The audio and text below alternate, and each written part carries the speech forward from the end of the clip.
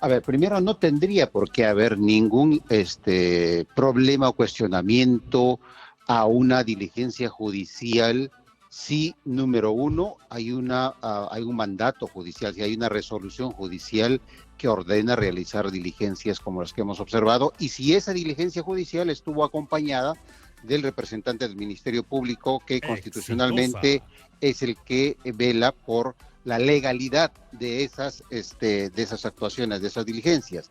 Y sí, también como parte de esa diligencia judicial, el fiscal decidió acompañarse de la fuerza pública, es decir, de la Policía Nacional. Eso pasó en el caso de la diligencia en la residencia de la señora Dina Boluarte, sí, por supuesto.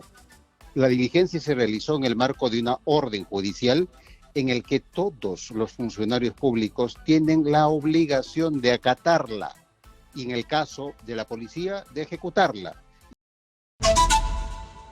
Nosotros vamos a enlazarnos vía teléfono con Rubén Vargas para seguir con el tema Rolex porque tiene varios ángulos, ¿no? Rubén Vargas, exministro del Interior, bienvenido. Señor Vargas, a Exitosa. Karina, muy buenas tardes. Gracias por la invitación. Muchísimas gracias por estar aquí. El comandante general de la policía, Víctor Sanabria, habría solicitado informe de operaciones ante el allanamiento al hogar de Dina Boluarte y este informe se lo ha pedido a Harvey Colchado. ¿Esto es normal? Es decir, ¿hay algún tipo de inconveniente con lo que se ha hecho en esta diligencia?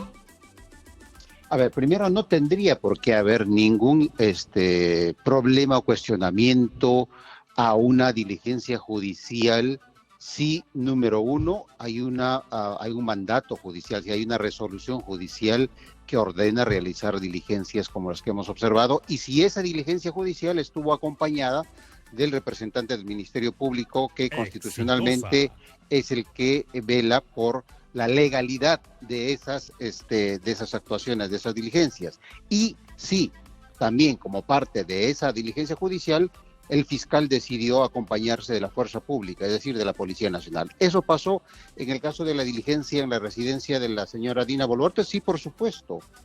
La diligencia se realizó en el marco de una orden judicial en el que todos los funcionarios públicos tienen la obligación de acatarla y en el caso de la policía de ejecutarla y en el caso de los funcionarios del Poder Ejecutivo también de ejecutarla.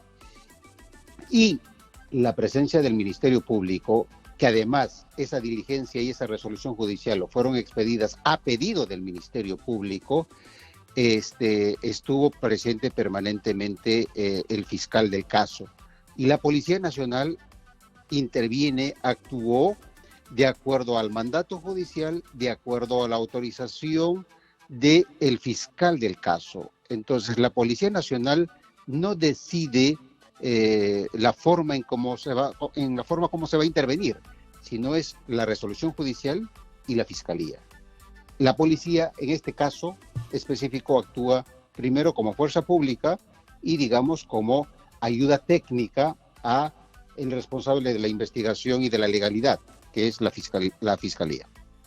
¿Y qué es lo que estamos viendo? Porque Harvey Colchado, cada vez que hay una intervención al poder máximo, resulta que es el malo de la película, se le pide cuentas y se le quiere encausar por algo. El premier ha dicho que no estoy en condiciones de descartar una eventual remoción de Harvey Colchado de la DIVIAC. ¿Cómo así que un premier Exitosa. que representa a casi uno de los más altos funcionarios de la política puede dar este tipo de declaraciones? Sí, es lamentable. Pero a ver, Karina, redondeando la respuesta anterior, la intervención de la policía, de Harvey Colchado, de la fiscalía, ha sido absolutamente legal. La legalidad está absolutamente garantizada en el marco de esa resolución judicial. Número uno. Número dos, la policía, y en este caso el coronel Harvey Colchado, no tiene la obligación, es más, cometería una falta si lo hiciera, de informar a sus superiores sobre una diligencia judicial o sobre las investigaciones que realiza en el marco de una carpeta fiscal. Al único que tiene la obligación de reportar sobre el avance de sus investigaciones, sobre las diligencias que va a realizar, es al titular de la acción penal, es decir, al fiscal del caso. Si Colchado informara de lo que se está haciendo en una carpeta fiscal a sus superiores en la Policía Nacional, estaría cometiendo delito. Y si un superior, llámese comandante general de la policía, solicitara información sobre una carpeta fiscal al coronel Colchado o a cualquier otra unidad especializada de la policía, estaría cometiendo delito. ¿Por qué? Porque se tiene que preservar la reserva de las investigaciones en donde la policía no es el titular de la acción penal, sino es la fiscalía. Entonces, en el marco de una carpeta fiscal, el jefe de Colchado es el fiscal, no es el comandante general, no es un oficial de mayor rango. Entonces, creo que acá hay una confusión cuando se dice que no informó a sus superiores de esa diligencia. Colchado no tenía que informar a sus superiores, solamente al titular de la acción penal.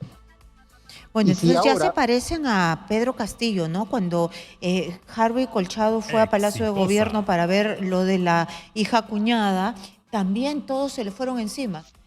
Claro, entonces los denunciaron y esto es similar. Claro, entonces lo que estamos viendo, Karina, es que cuando un policía actúa con rectitud, cuando un policía actúa profesionalmente, técnicamente, honestamente, se convierte en el principal enemigo de los políticos investigados por casos de corrupción.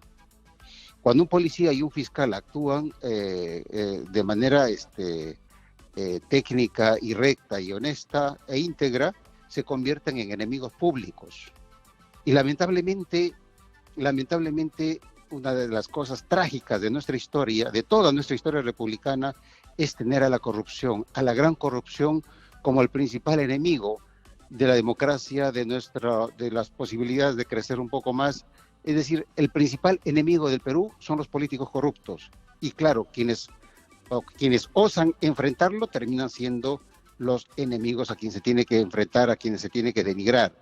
A Colchado, recordemos, empezaron a atacarlo cuando realizaron las investigaciones del caso Cuellos Blancos, donde magistrados, fiscales, políticos, empresarios estaban involucrados en una especie de carnaval y de festín de resoluciones judiciales. Manejaban a su antojo el Consejo Nacional de la Magistratura. Recordemos todos esos audios tan repugnantes respecto a casos de violación, etcétera. Recordemos también que el 2019, cuando se realizaron las investigaciones contra Alan García, el Congreso de entonces acusó a Colchado de policía política y estaban a punto de castigarlos. El 2018 también pasó lo mismo cuando se detuvo a la señora Fujimori, y el 2022 con Pedro Castillo. Entonces, lamentablemente lo que estamos viendo es que cuando un policía o un fiscal investigan a estos políticos y a los cuellos blancos, lamentablemente se vienen este tipo de represalias, y es una pena que ahora con el actual gobierno se esté repitiendo exactamente el mismo modus operandi: castigar al policía, pretender romper el hilo por la parte más débil, cuando esto se realiza en el marco de una carpeta fiscal como consecuencia de una larga lista de posibles delitos en el que estaría involucrado, lamentablemente, nuevamente, la Presidencia de la República. Y ahora, hablando de lo que nos acaba de decir nuestra compañera desde Palacio de Gobierno, Karen Santillán, que habría presentado su renuncia el ministro del Interior, no sabemos, pero hay un general que está en este momento dentro de Palacio de Gobierno. En realidad, ayer dio una entrevista el ministro del Interior a Panorama y ratifica lo que dijo la presidenta de la República, ¿no? Que no es pico de oro, en realidad es un meme. Dio risa en toda la entrevista. No debe salir, le deben decir, estás prohibido, porque no da ni para analizarla. Entonces, no, coincido que fue absolutamente patético, y lo que necesitamos es ahora un ministro del Interior con una personalidad que le permita liderar la respuesta del sector interior de la Policía Nacional, la lucha contra el crimen organizado, que está cada día más desbordada. Necesitamos a un ministro del Interior que sea capaz de articular con los gobiernos subnacionales las acciones en la línea de la prevención y de la recuperación de espacios públicos, de enfrentar a los mercados de objetos robados. Es decir, necesitamos un líder. La presidenta ha decidido no involucrarse, la presidenta ha decidido desentenderse del problema de la inseguridad. Entonces, ok, necesitamos un ministro o una ministra que llene ese vacío y que necesitamos que sea urgente, porque lamentablemente, como estamos viendo y lo hemos comentado a reiteradas veces, el Perú está siendo secuestrado por el crimen organizado transnacional. Y sería bueno, aunque casi todas las fuerzas políticas dicen que Adrián Sen la va a tener bastante complicada, uno de los cambios que se está pidiendo bastante fuerte es que se cambie a este ministro, pero yo le quiero dar el nombre de la persona que está en Palacio de Gobierno, general en retiro de la policía, Walter Ortiz Acosta. Dicen que podría ser el reemplazo, pero ayer el ministro del Interior se felicitaba y decía que ahí estaba, pero como que bien agarrado del puesto y todo el mundo estaba contento con su trabajo, ¿no? Entonces, este general en retiro de la policía, Walter Ortiz Acosta, ¿usted lo conoce? ¿Sabe quién es? ¿Qué perfil tiene? No, la verdad que no lo conozco, entiendo que es un general en retiro, pero no tengo mayor referencia. Sin embargo, creo que es necesario, insisto, que por la actual situación en la que se encuentra el Perú frente al crimen organizado, frente al delito cotidiano, frente a los raqueteros, etcétera, etcétera, necesitamos un perfil fuerte, necesitamos una personalidad que lidere una estrategia, lidere la articulación con los otros sectores. Creo que la presidenta tendría que evaluar más bien a un civil como ministro del Interior. Es importante que haya que el poder civil se haga cargo de un problema en el que se tienen que tomar decisiones inclusive sobre los otros sectores dentro del Ministerio del Interior. Y me refiero no solamente a la Policía Nacional, sino también a la SUCAMEC, que es desde donde lamentablemente se genera el problema del mercado negro de armas, de explosivos, etcétera, y también la posibilidad de que se articule con los gobiernos subnacionales. Todos estamos de acuerdo de que es un problema que no se va a arreglar de un momento a otro, en 4 meses es muy poco, pero ¿hay una estrategia? ¿Usted ve una estrategia? ¿Hay un norte? No, lamentablemente ese es parte del problema y es el problema inicial que siempre hemos reclamado.